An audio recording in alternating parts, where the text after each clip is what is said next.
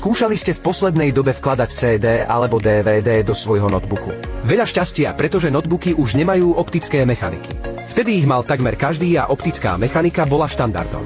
Teraz, ak chcete pozerať DVD, niet inej cesty, budete musieť nájsť iný spôsob. Pozrite sa na tento externý CD/DVD prehrávač, ktorý som si práve kúpil. A jeho dizajn kábla je fantastický. Vidíte, zadná strana je typu všetko v jednom s bežným USB portom a USB-C portom, takže funguje bez ohľadu na to, aký port používa váš počítač. A nie je určený len na prehrávanie CD a DVD. Má tiež USB porty na prenos dát, čítačku kariet a dokonca aj ďalší USB-C port.